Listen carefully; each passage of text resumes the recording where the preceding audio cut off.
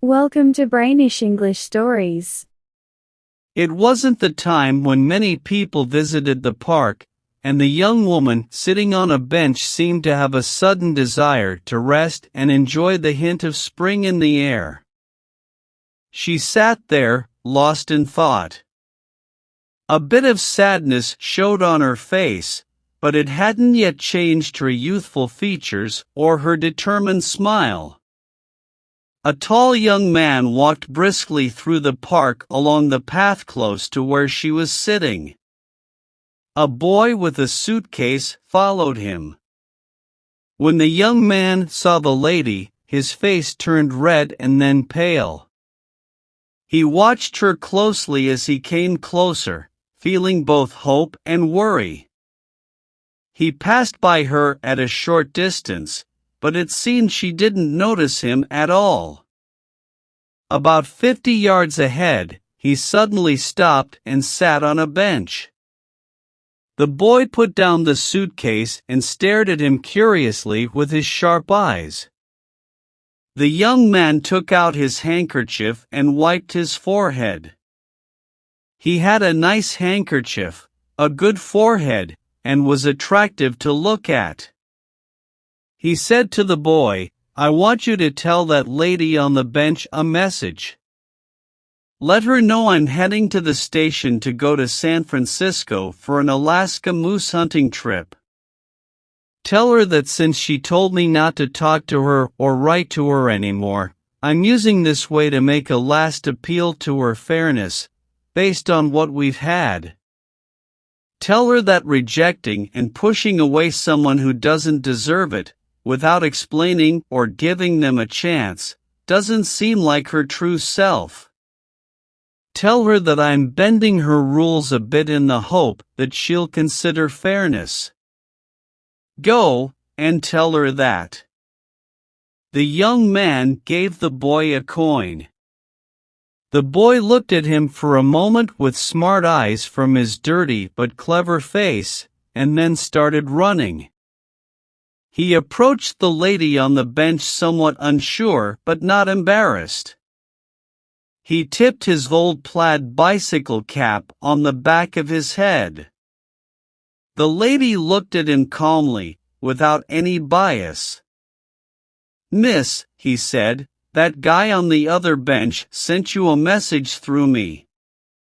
If you don't know the guy, and he's trying to play smart, just say the word, and I'll get a cop here in 3 minutes.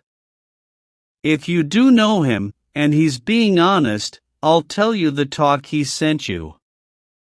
The young lady showed a little interest. "A message," she said, speaking slowly with a sweet tone that seemed to wrap her words in a light, airy cloak of hidden meaning. "A novel idea like a modern-day troubadour, I suppose. I used to be acquainted with the man who sent you, so I don't think I'll need to call the police. You can go ahead with your talk, but keep it down. It's a bit early for outdoor performances, and we might draw attention." "Oh," said the boy, giving a casual shrug, "you know what I mean, miss. It's not a performance, it's words. He asked me to tell you he's got his clothes in that bag for a trip all the way to Frisco. After that, he's planning to hunt snowbirds in the Klondike.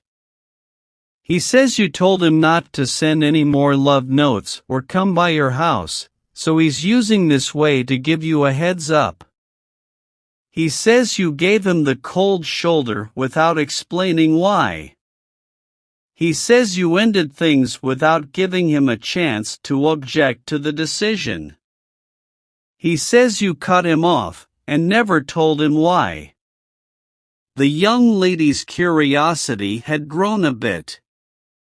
Maybe it was the uniqueness or boldness of the snowbird hunter's approach that caught her attention. She looked at a statue standing alone in the messy park and spoke into the receiver.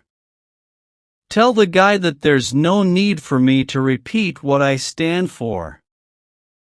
He knows my principles, what they've been and still are. In this situation, the most important things to me are complete loyalty and honesty. Tell him that I've thought about my own feelings deeply, and I know what I lack as well as what I want. That's why I won't listen to his pleas, whatever they are. I didn't judge him based on rumors or uncertain information, and that's why I didn't accuse him. But since he insists on hearing what he already knows well, you can tell him. Tell him I went into the conservatory that evening from the back to pick a rose for my mom. Tell him I saw him and Miss Ashburton standing close under the pink oleander. The scene looked nice, but the way they were standing and how near they were didn't need any explanation. I left the conservatory, and at the same time, I left behind the rose and my ideal. You can deliver that message to your performer. I'm stuck on one word, miss. Jux, can you tell me what that means?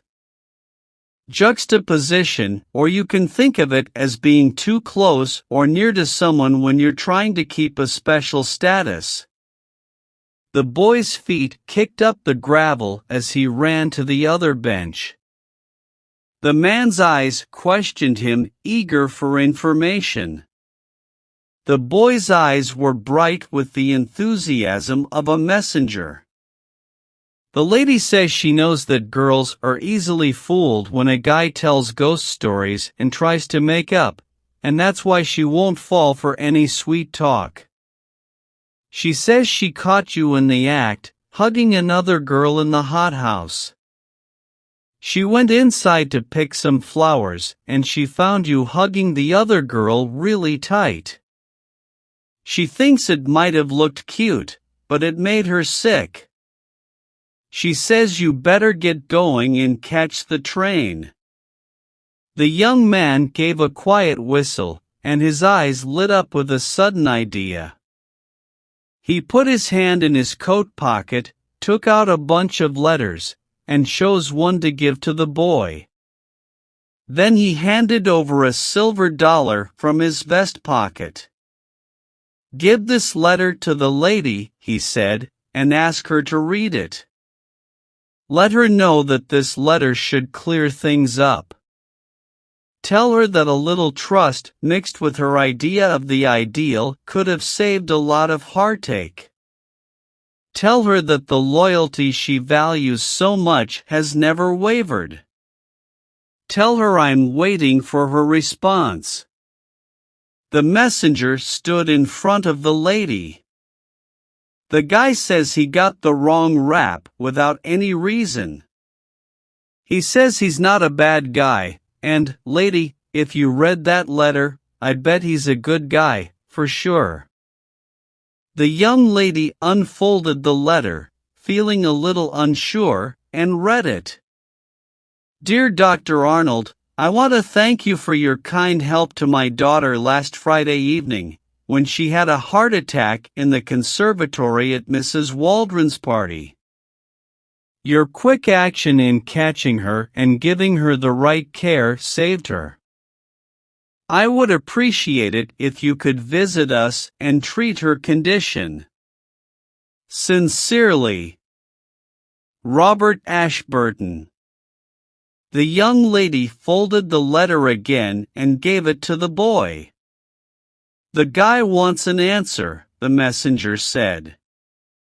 What should I tell him? The lady's eyes suddenly lit up with a bright, happy, and teary smile. Tell that guy on the other bench, she said, with a joyful laugh, that his girl wants him.